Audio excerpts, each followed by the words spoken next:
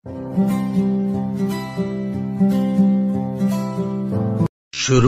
अल्लाह का नाम लेकर जो बड़ा मेहरबान निहायत रहम वाला है।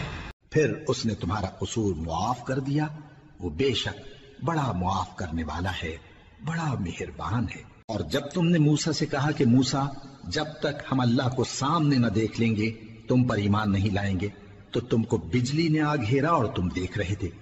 फिर मौत आ जाने के बाद हमने तुमको अस्सर नौ जिंदा कर दिया ताकि एहसान मानो।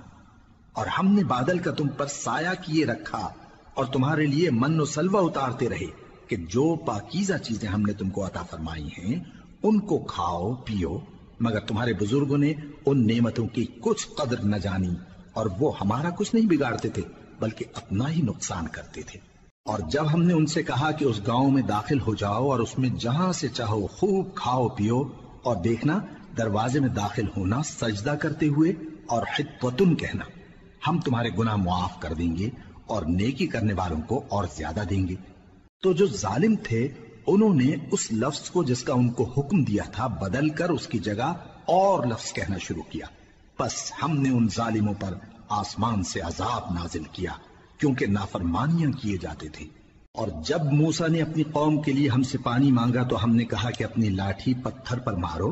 उन्होंने लाठी मारी तो उसमें से 12 चश्मे फूट निकले और तमाम लोगों ने अपना अपना घाट मालूम करके पानी पी लिया। हमने हुक्म दिया कि अल्लाह की अता फरमाई हुई रोजी खाओ और पियो और जमीन में फसाद न करते फिरना। और जब तुमने कहा कि मूसा, हमसे एक ही खाने पर सब्र नहीं हो सकता, तो अपने परवरदिगार से दुआ कीजिए कि तरकारी और ककड़ी और गेहूं और मसूर और प्याज वगैरह जो नबातात जमीन से उगती हैं हमारे लिए पैदा कर दे। उन्होंने कहा कि उम्दा चीजें छोड़कर उनके बदले नाकिस चीजें क्यों चाहते हो? अगर यही चीजें मतलूब हैं तो किसी शहर में जा उतरो, वहां जो मांगते हो मिल जाएगा। और आखिरकार जिल्लत और रुसवाई और मोहताजी और बेनवाई उनसे चिमटा दी गई और वो अल्लाह के गजब में गिरफ्तार हो गए। ये इसलिए कि वो अल्लाह की आयतों से इनकार करते थे और उसके नबियों को नाहक कत्ल कर देते थे, यानी इसलिए कि नाफरमानी किए जाते और हद से बढ़े जाते थे। जो लोग मुसलमान हैं या यहूदी या ईसाई या सितारा परस्त, यानी कोई शख्स किसी कौम व मजहब का हो, जो अल्लाह और रोजे क़यामत पर ईमान लाएगा और अमल नेक करेगा, तो ऐसे लोगों को उनके अमाल का सिला अल्लाह के यहाँ मिलेगा और क़यामत के दिन उनको न किसी तरह का खौफ होगा और न वो गमनाक होंगे। और जब हमने तुमसे अहद कर लिया और कोहे तूर को तुम पर उठा खड़ा किया और हुक्म दिया कि जो किताब हमने तुमको दी है उसको जोर से पकड़े रहो और जो उसमें लिखा है उसे याद रखो ताकि अज़ाब से महफूज रहो, फिर तुम उसके बाद अहद से फिर गए।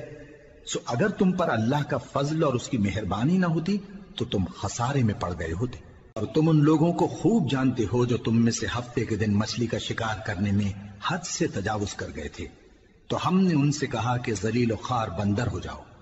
और इस किस्से को उस वक्त के लोगों के लिए और जो उनके बाद आने वाले थे इबरत और परहेजगारों के लिए नसीहत बना दिया।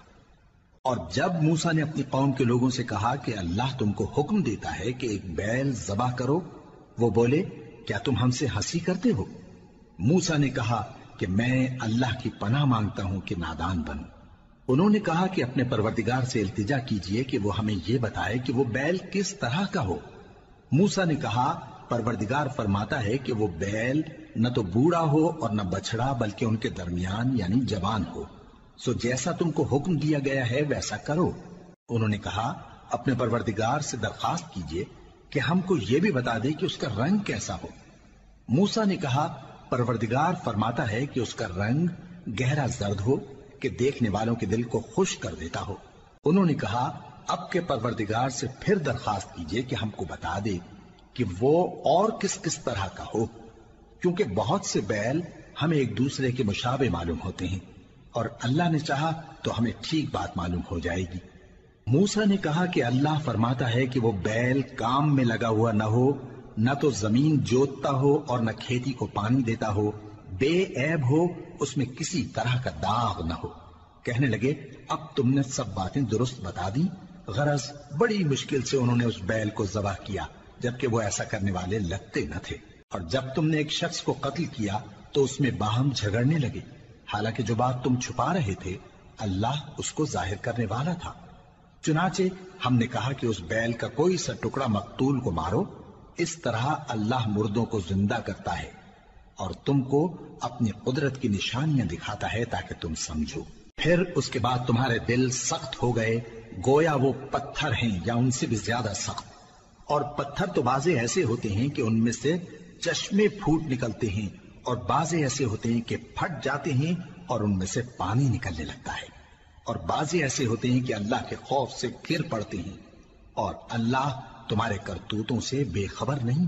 مومنو، کیا تم امید رکھتے ہو کہ یہ لوگ تمہارے دین کے قائل ہو جائیں گے؟ حالانکہ ان میں سے کچھ لوگ کلام اللہ یعنی تورات کو سنتے پھر اس کے سمجھ لینے کے بعد اس کو جان بوجھ کر بدل دیتے رہے ہیں، اور یہ لوگ جب مومنوں سے ملتے ہیں تو کہتے ہیں ہم ایمان لے آئے ہیں، اور جس وقت تنہائی میں ایک دوسرے سے ملتے ہیں تو کہتے ہیں جو بات اللہ نے تم پر ظاہر فرمائی ہے وہ تم ان کو اس لیے بتائے دیتے ہو کہ قیامت کے دن اسی کے حوالے سے تمہارے پروردگار کے سامنے تم کو الزام دیں۔ کیا تم سمجھتے نہیں؟ کیا یہ لوگ یہ نہیں جانتے کہ جو کچھ یہ چھپاتے اور جو کچھ ظاہر کرتے ہیں اللہ کو سب معلوم ہے؟ اور بعض ان میں ان پڑھ ہیں کہ اپنی آرزوؤں کے سوا اللہ کی کتاب سے واقف ہی نہیں، اور وہ صرف اٹکل سے کام لیتے ہیں۔ سو ان لوگوں پر افسوس ہے جو اپنے ہاتھ سے کتاب لکھتے ہیں اور کہتے یہ ہیں کہ یہ اللہ کے پاس سے آئی ہے تاکہ اس کے عوض تھوڑی سی قیمت یعنی دنیاوی منفعت حاصل کریں۔ سو ان پر افسوس ہے اس لیے کہ بے اصل باتیں اپنے ہاتھ سے لکھتے ہیں، اور پھر ان پر افسوس ہے اس لیے کہ ایسے کام کرتے ہیں، اور کہتے ہیں کہ دوزخ کی آگ ہمیں چند روز کے سوا چھو ہی نہیں سکے گی۔ ان سے پوچھو کیا تم نے اللہ سے اقرار لے رکھا ہے کہ اللہ اپنے اقرار کے خلاف نہیں کرے گا، یا تم اللہ کے بارے میں ایسی باتیں کہتے ہو جن کا تمہیں مطلق علم نہیں؟ ہاں کیوں نہیں، جو برے کام کرے اور اس کے گناہ ہر طرف سے اس کو گھیر لیں تو ایسے لوگ دوزخ میں جانے والے ہیں اور وہ ہمیشہ اس میں جلتے رہیں گے، اور جو ایمان لائیں اور نیک کام کریں وہ جنت کے مالک ہوں گے اور ہمیشہ اس میں عیش کرتے رہیں گے۔ اور جب ہم نے بنی اسرائیل سے عہد لیا کہ اللہ کے سوا کسی کی عبادت نہ کرنا اور ماں باپ اور رشتہ داروں اور یتیموں اور محتاجوں کے ساتھ بھلائی کرتے رہنا اور لوگوں سے اچھی باتیں کہنا اور نماز پڑھتے اور زکوٰۃ دیتے رہنا، تو چند آدمیوں کے سوا تم سب اس عہد سے منہ پھیر کر پلٹ گئے۔ اور جب ہم نے تم سے عہد لیا کہ آپس میں کچھ تو خون نہ کرنا اور اپنوں کو ان کے وطن سے نہ نکالنا، تو تم نے اقرار کر لیا اور تم اس بات کو مانتے بھی ہو۔ پھر تم وہی ہو کہ اپنوں کو قتل بھی کر دیتے ہو اور اپنے میں سے بعض لوگوں پر گناہ اور ظلم سے چڑھائی کر کے انہیں وطن سے نکال بھی دیتے ہو، اور اگر وہ تمہارے پاس قید ہو کر آئیں تو بدلہ دے کر ان کو چھڑا بھی لیتے ہو، حالانکہ ان کا نکال دینا ہی تم پر حرام تھا۔ یہ کیا بات ہے کہ تم کتاب اللہ کے بعض احکام کو تو مانتے ہو اور بعض سے انکار کیے دیتے ہو؟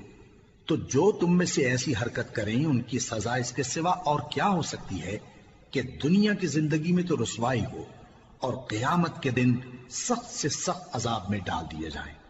اور جو کام تم کرتے ہو اللہ ان سے غافل نہیں۔ یہ وہ لوگ ہیں جنہوں نے آخرت کے بدلے دنیا کی زندگی خریدی، سو نہ تو ان سے عذاب ہی ہلکا کیا جائے گا اور نہ ان کو اور طرح کی مدد ملے گی۔ اور ہم نے موسیٰ کو کتاب عنایت کی اور ان کے پیچھے یکے بعد دیگرے پیغمبر بھیجتے رہے، اور عیسیٰ ابن مریم کو کھلے نشانات بخشے اور روح القدس یعنی جبرائیل سے ان کو مدد دی۔ تو کیا ایسا ہے کہ جب کوئی پیغمبر تمہارے پاس ایسی باتیں لے کر آئے جن کو تمہارا جی نہیں چاہتا تھا تو تم سرکش ہو جاتے رہے، اور ایک گروہ انبیاء کو تو جھٹلاتے رہے اور ایک گروہ کو قتل کرتے رہے، اور کہتے ہیں ہمارے دلوں پر پردے ہیں؟ نہیں، بلکہ اللہ نے ان کے کفر کے سبب ان پر لعنت کر رکھی ہے، بس یہ تھوڑے ہی پر ایمان لاتے ہیں۔ اور جب اللہ کے ہاں سے ان کے پاس کتاب آئی جو ان کی آسمانی کتاب کی بھی تصدیق کرتی ہے، اور وہ پہلے ہمیشہ کافروں پر فتح مانگا کرتے تھے، پھر جس چیز کو وہ خوب پہچانتے تھے جب ان کے پاس آ پہنچی تو اس سے منکر ہو گئے، بس کافروں پر اللہ کی لعنت۔ جس چیز کے بدلے انہوں نے اپنے تئیں بیچ ڈالا وہ بہت بری ہے، یعنی اس جلن سے کہ اللہ اپنے بندوں میں سے جس پر چاہتا ہے اپنی مہربانی سے نازل فرماتا ہے، اللہ کی نازل کی ہوئی کتاب سے کفر کرنے لگے تو وہ اس کے غضب بالائے غضب میں مبتلا ہو گئے، اور کافروں کے لیے ذلیل کرنے والا عذاب ہے۔ اور جب ان سے کہا جاتا ہے کہ جو کتاب اللہ نے اب نازل فرمائی ہے اس کو مانو، تو کہتے ہیں کہ جو کتاب ہم پر پہلے نازل ہو چکی ہے ہم تو اسی کو مانتے ہیں، یعنی یہ اس کے سوا اور کتاب کو نہیں مانتے، حالانکہ وہ سراسر سچی ہے، اور جو ان کی آسمانی کتاب ہے اس کی بھی تصدیق کرتی ہے۔ ان سے کہہ دو کہ اگر تم صاحب ایمان ہوتے تو اللہ کے پیغمبروں کو پہلے ہی کیوں قتل کیا کرتے تھے؟ اور موسیٰ تمہارے پاس کھلے ہوئے معجزات لے کر آئے، پھر تم ان کے کوہ طور پر جانے کے بعد بچڑے کو معبود بنا بیٹھے، اور تم اپنے ہی حق میں ظلم کرتے تھے۔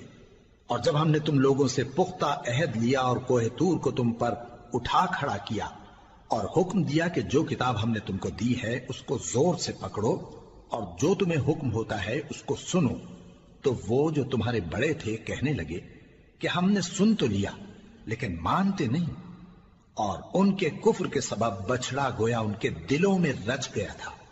اے پیغمبر ان سے کہہ دو کہ اگر تم مومن ہو تو تمہارا ایمان تم کو بری بات بتاتا ہے۔